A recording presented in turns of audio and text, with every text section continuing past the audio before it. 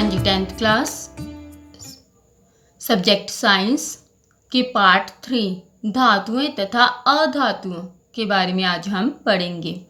इसका पार्ट 1 है, मीन्स आपको फर्स्ट वीडियो भेजी जा रही है। सबसे पहले धातुओं तथा अधातुओं के बारे में हमें पता होना चाहिए कि इनके क्या क्या गुण होते हैं। धातुओं के गुण: चमक, यह चमकदार होती है जैसे सोना चांदी। देखिए, तांबा, आपने तांबे की तारे देखी हैं या तांबे के बर्तन आप लेके आते हो शॉप से घर पे, ठीक है, तो आप देखते हो वो चमक रहे होते हैं, तो वो क्या होगी? धातु। सोना चमकता है, वो भी क्या होगी? हमारी धातु। इसलिए हम क्या कह सकते हैं कि जो धातुएं होती है वो चमकदार होती हैं। कठोरता, धातुएं हमेशा कठोर होती हैं, परंतु सोडियम, पोटाशियम और लिथियम इनको छोड़ के, ठीक है, सभी धातुएं क्या होती हैं? कठोर होती हैं, लेकिन सोडियम, पोटाशियम और लिथियम को छोड़ के। सोडियम जो है वो इतनी नरम धातु होती है कि इसे हम चाकू से आसानी से काट सकते हैं। अगर आपको क्वेश्चन आता है कि बेटा एक ऐसी धातु का नाम बताइए जिसे चाकू से आसानी से काटा जा सके, तो हम क्या लिखेंगे? सोडियम। नेक्स्ट, अवस्था, धातुएं जो होती है बेटा ठोस अवस्था में होती हैं, लेकिन एक धातु है मरकरी, ये तरल अवस्था में होगी। ये ठोस अवस्था है, ये धातु है, लेकिन ये किस में पाई जाती है? तरल अवस्था में। कहाँ पाई जाती है? थर्मामीटर में। आपने थर्मामीटर में देखा होगा कि वो लिक्विड सा होता है जो जिसके द्वारा हम पता लगाते हैं कि हमें कितना फीवर है। वो क्या हो जाता है? मरकरी, पारा। तो इसलिए सभी की सभी धातुएं क्या होती है? ठोस होती है, लेकिन मरकरी क्या होती है? तरल अवस्था में होती है। अगर आपको क्वेश्चन आ जाए कि किसी एक धातु का नाम बताएं जो कमरे के तापमान पर भी तरल अवस्था में हो, तो क्या आएगा? मरकरी।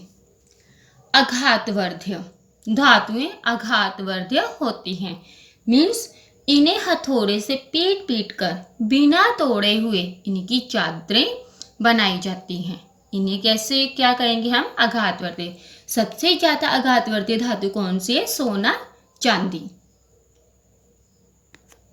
सोना और जो है हमारे पास चांदी, ये आघातवर्ध्य धातु हैं। क्यों? क्योंकि इनकी चादरें बनाई जाती हैं।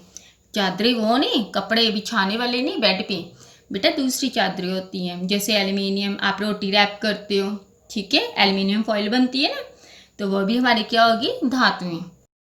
इसलिए ये जो सोने और चांदी की बनाई जाती है चादरें, ताकि इनसे हम सोने के गहने या फिर चांदी के गहने आसानी से बना सकें। तन्यता, धातुएं तन्य होती हैं, मीन्स इन्हें हथौड़े से पीट पीट कर बिना तोड़े हुए इनकी क्या बनाई जाती है? तारें। तांबा मैंने आपको अभी बोला था कि क्या है? धातु है। आपने देखोगे कि हमारी बिजली की जो तारें होती है वो किसकी बनी होती है? तांबे की बनी होती है, या फिर एल्युमिनियम के बर्तन वगैरह या एल्युमिनियम की तारें बनाई जाती हैं, ठीक है।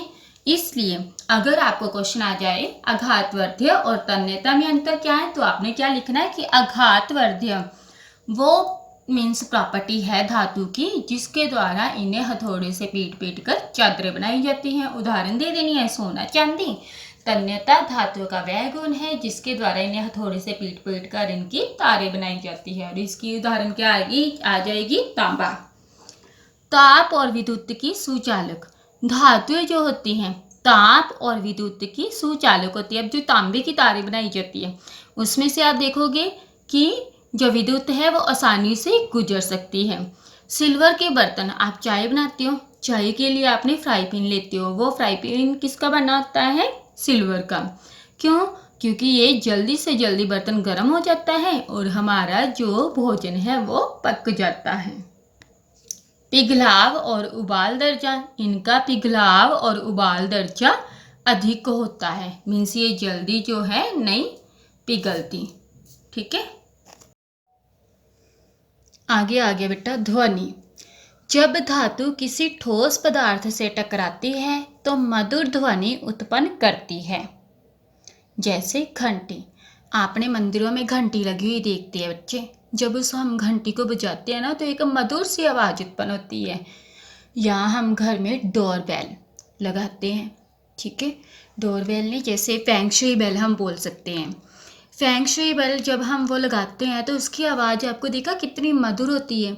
ये सब किससे बनी होती है? धातुओं से। अब आगे आ जाते बेटे मेरे अधातुओं के गुण। ये जो अधातु होती हैं ये चमकदार नहीं होती, सिर्फ आयोडीन को छोड़ के। आयोडीन एक ऐसी अधातु है जो चमकदार होती है। अगर आपसे पूछा जाए कि किसी एक अधातु का नाम बताए जो चमकदार है तो क्या है? आयोडीन। यह कोमल होती है, सिर्फ हीरे को छोड़ के। हीरा जो है वो बहुत ज़्यादा कठोर होता है। अधातुओं में बस हीरा ही है जो कठोर होता है, बाकी सभी की सभी अधातुएं क्या होती है? कोमल। यह ठोस तथा गैसीय अवस्था में होती है, ब्रोमीन को छोड़ के। ब्रोमीन जो है तरल अवस्था में पाई जाती है। ब्रोमीन है तो अधातु, लेकिन वह पाई किस अवस्था में जाती है? तरल अवस्था में। यह आघातवर्ध्य तथा तन्य नहीं होती, कि ना तो इनकी चादरें बनाई जा सकती है ना ही इनकी तारें बनाई जा सकती है, क्योंकि जब इनको हथौड़े से पीटा जाता है तो ये टूट जाती हैं। यह ताप और विद्युत की कुचालक होती है, कि इनमें से ताप और जो विद्युत है वो नहीं गुजर सकते। इनका उबाल तथा पिघलाव दर्जा कम होता है। इनका जो उबाल और पिघलाव दर्जा क्या होता है? कम। यह ध्वनि उत्पन्न नहीं करती, ये किसी चीज़ से टकराने पर जो ध्वनि है उसको उत्पन्न नहीं करेगी। इसके हमने बेटा बस अभी भौतिक गुण किए हैं, रासायनिक गुण नेक्स्ट वीडियो में। अब आपको कुछ क्वेश्चन दिए जा रहे हैं जो आपने लिख के मेरे नंबर पे सेंड करने हैं। फर्स्ट क्वेश्चन है, किसी एक अधातु का नाम बताएं जो चमकदार हो।